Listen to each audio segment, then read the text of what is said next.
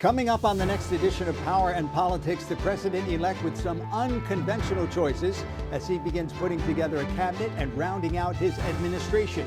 Meanwhile, Florida continues to be a key hunting ground for the list of potential appointees soon to call Washington home.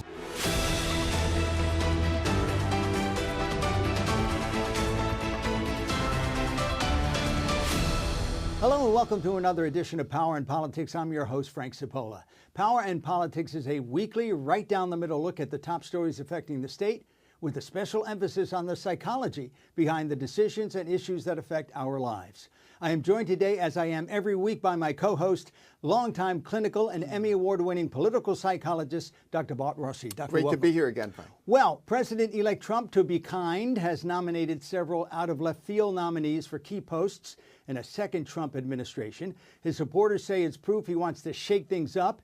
His detractors, including some Republicans, are questioning his picks even before they go before the Senate for confirmation hearings. Now, let's examine a couple of these more closely, starting with RFK Jr. to head up the Department of Health and Dr. Oz to head up the Medicare and Medicaid administration.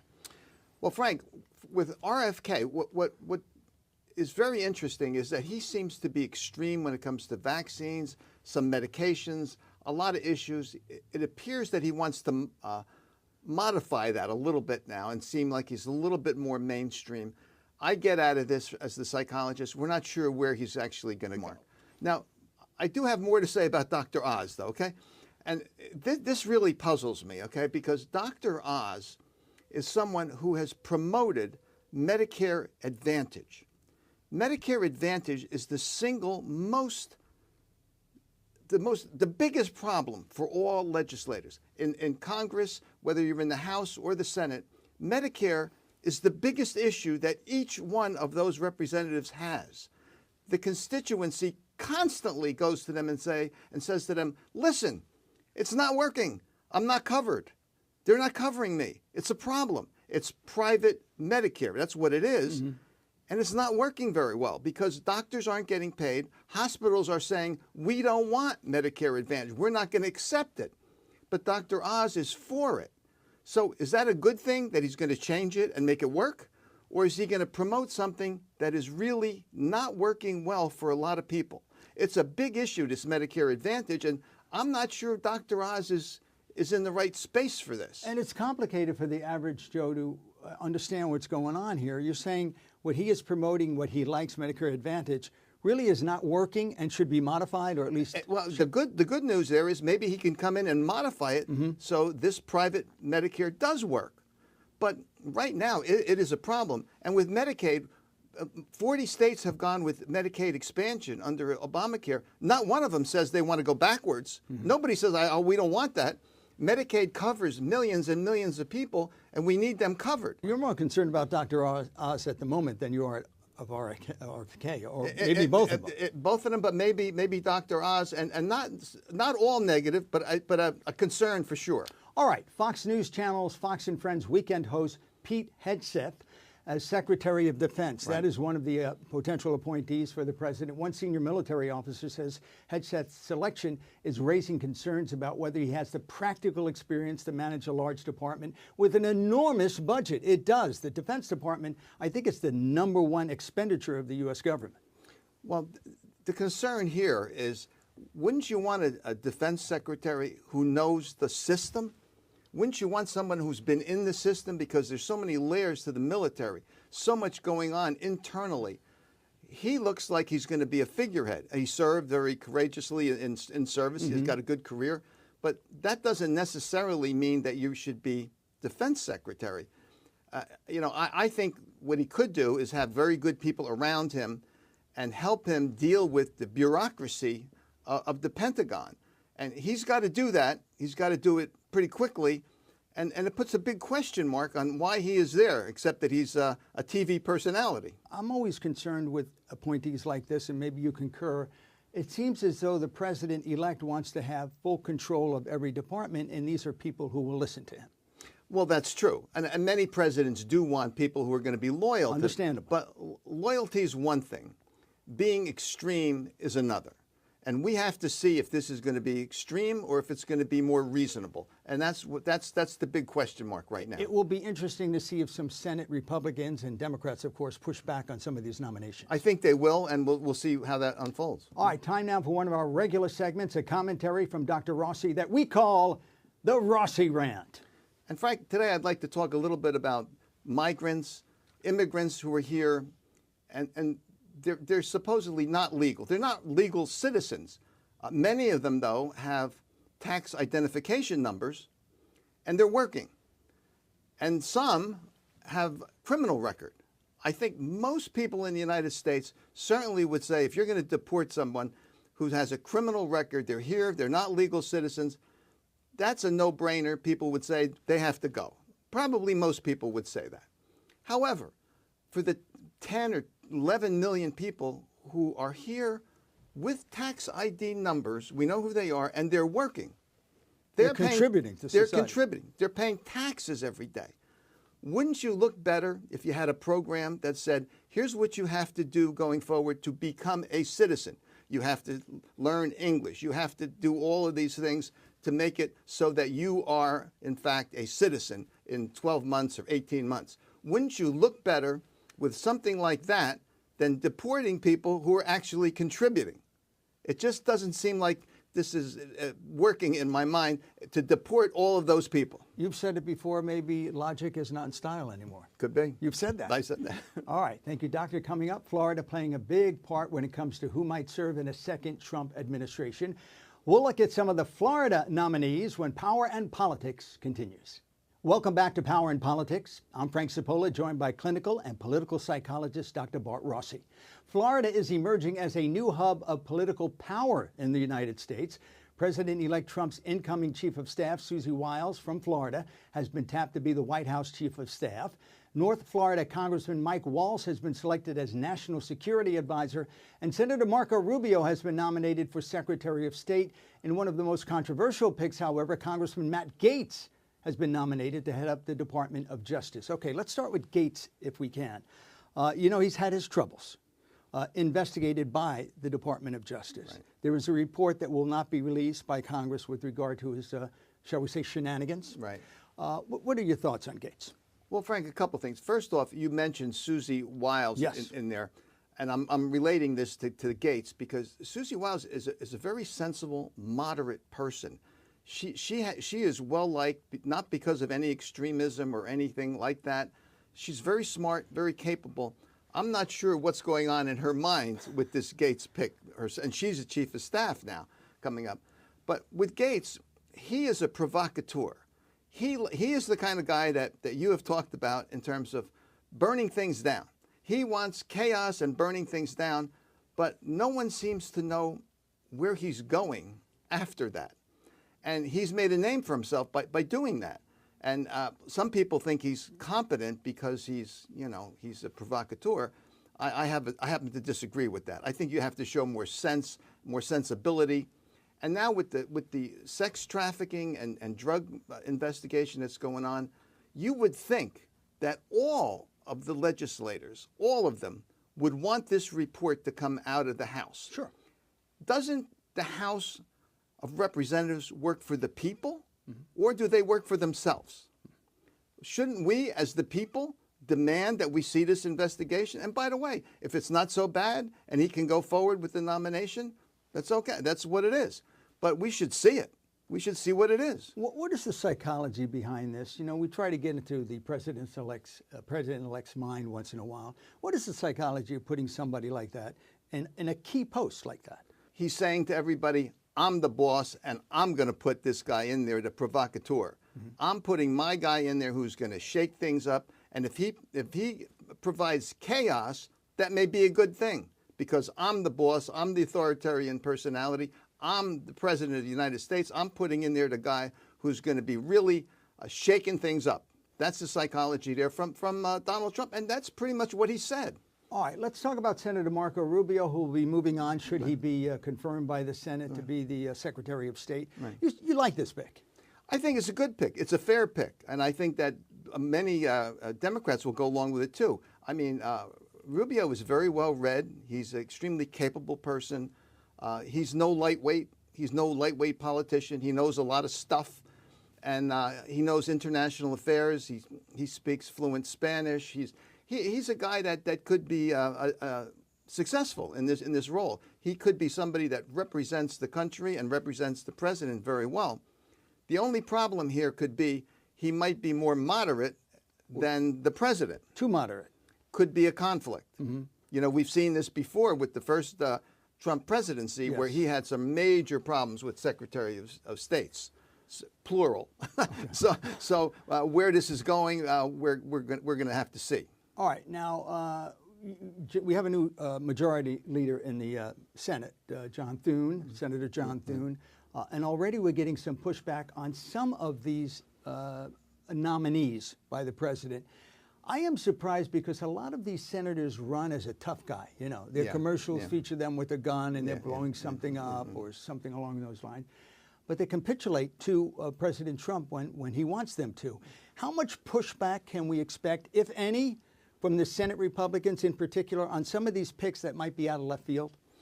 I think some of them are going to get a lot of pushback. I have a lot of doubts that Gaetz will get through. You do? Yeah, I do. I think that's a big question mark because he has annoyed Republicans up and down the aisle, you know, and of course Democrats. Again, a provocateur that likes chaos and confusion. He thrives on confusion, and I don't think people want that. I think Republicans are saying, wait a minute, if he's in there, we're going to have a lot of problems, and those problems are going to kick back to me in my district. And a lot of them don't want that, with Gaetz in particular, but maybe some others too. Maybe RFK and Tulsi Gabbard, she's going to be in charge of national security. Right.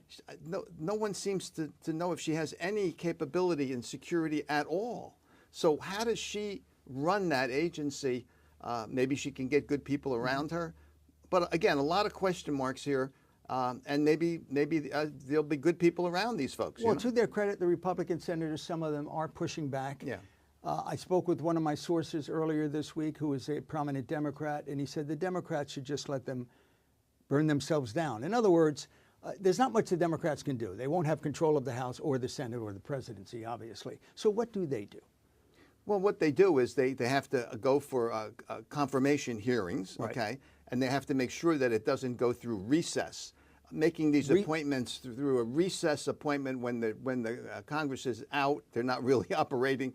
That's really kind of hokey. And that's a presidential appointment when Congress is in recess. He can appoint someone without Senate approval. Can we use a big psychological term? Yeah, here, let's do that. Like hokey. It's like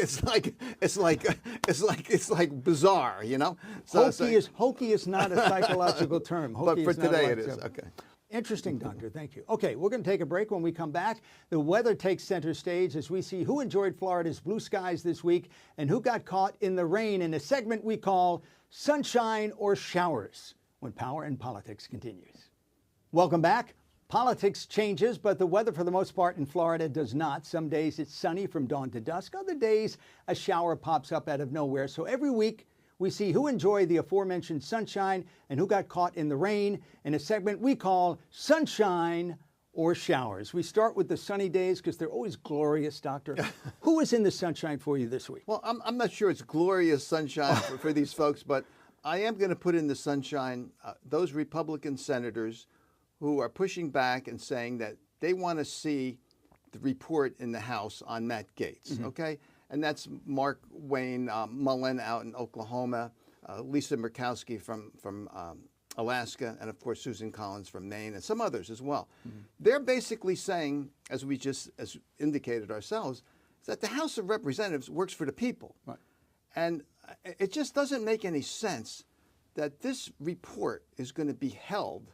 And by the way, Gaetz resigned just before it was going to come out. So he knew it was going to come out, and he resigned. This really has very poor optics. And these senators are stepping up saying they want to see the report. So for that reason, I'm putting them in the sunshine. So what you're saying is a little bit of a stink attached to this. More than that. A stench might be a better word for that. All right, so they are in the sunshine. Yeah. And for you. Who is in the sunshine? Who do you? It's great to be governor. You've seen this. It's not just Ron DeSantis. The governor, Ron DeSantis, in Italy right after the election. He's on a business trip, trade trip with his his staff, and so on and so forth. You know, it's nice to be governor. Yeah. They got a private presentation, a private show from Andrea Bocelli, the great opera singer, in Florence at the Palazzo Borghese in Florence. Oh, okay. I've seen governors do this from every single state. You know, they go on a little vacation. They say it's business related, and this one was, okay? But, you know, they put a little fun in there, and the taxpayers pay for it, and they get some special perks. Very so good. Governor DeSantis enjoying Italy. He's Great enjoying. nation. He's enjoying the sunshine. He's enjoying the sunshine this All week. right. Okay, well, you know how it is. It's sunny in Florida, Yeah. clap of thunder, it starts raining, and that's the end of the day. It was raining earlier this week. So who's in the showers? Heavy shower. Heavy shower. Okay, who's in the heavy shower? For Mike Johnson, the Speaker of the House, who says that maybe this report should not come out About Matt Gaetz. about Matt Gaetz because it would set a bad precedent. Well, suppose it was a Democrat. Suppose it was anybody else. He would want the report to come out because that would help his position. Why is he, as Speaker, not saying what we just indicated, that the House works for all of us? Why would you want to keep an investigation quiet under these circumstances? It doesn't make any sense to me, and it seems like the Speaker is really discrediting himself. He doesn't look good here. The optics are very bad, so he deserves to be in the showers. Mike Johnson, Speaker Mike Johnson in the showers? In the showers. You think it has something to do with politics? I'm just guessing here. It could be. It just might be. Yeah. So who do you have? Who do I have in the showers? Yeah, Is that in what the is that- showers today. You know, RFK Jr., the nominee to head the Department of Health, he has been quoted as saying that the food that the president eats, especially on his plane, is quote unquote, RFK's words, poison. And I'm talking about the McDonald's burgers. I'm talking about the McDonald's fries. And, you know, it's bad for you. I think most people would understand it. It's delicious, but it's bad for you. And then we get a photograph, which is on the screen right now, of RFK on the plane with Don Jr., the president, Mike Johnson, the aforementioned Mike Johnson, all of them enjoying a delicious Big Mac and fries, including RFK, who called it poison. So for being a hypocrite, RFK is in the showers this week. All right. We're going to take a break. When we come back, a commentary by yours truly titled Let's Be Frank, when Power and Politics continues. Welcome back. The recent election has told us without a doubt that the burn it all down crowd has won the day. The president-elect is acting accordingly, as is his right, appointing out-of-the-box ambassadors and cabinet members and nominating unconventional and in some cases relatively unknown secretaries of major federal departments. His plans to shake things up are certainly on display, and more power to him. I do question, however, to what end? Earlier this year, in one of my commentaries, I asked, what then? As in, what happens after Burn It All Down becomes reality? It was the only show of the year in which we did not receive even one email. What happens after the appointees and federal department heads move things around and work outside the lines, which incoming presidential administrations have always sought in order to protect continuity? I know what you're saying. This is not how Trump does things, but our allies in Wall Street have shown again and again that they love stability. It's easier for them to plan when they know there will be a slight change in course and not an about face. Many of us have probably seen that TV commercial in which the spokesman sings the praises of boring, how a steady hand on the tiller leads to positive results, how your money grows when you do not take undue risk. Make no mistake, we are in dangerous times. Wars overseas have the potential to spiral out of control. Our economy, which leads the world, can quickly slide into recession without proper care and feeding. Higher prices lurk on the horizon if the tariffs the president-elect loves so much backfire. So I ask again, and I ask you, the viewer, what happens when we burn it all down? What kind of government is left? Who will be watching the store and calming our allies? I ask for any polite email sent to the email address below because I want to know what happens then. We wish the president-elect well. Sometimes out-of-the-box, bold leadership leads to great things. We saw it with FDR and Teddy Roosevelt, but there's always the chance that burning it all down for the sake of burning it all down causes more harm than good. This is an important time in our history. It's incumbent on Americans to pay attention. We'll be right back. That's it for this week's edition of Power and Politics. On behalf of my co-host, political psychologist Dr. Bart Rossi, and the fine folks working behind the scenes, Thanks for joining us. As always, we'd like to know what you think. Visit us at powerandpolitics.tv or email us at info@powerandpolitics.tv. We'll see you again a week from now at this time and on this same station. Have a great week.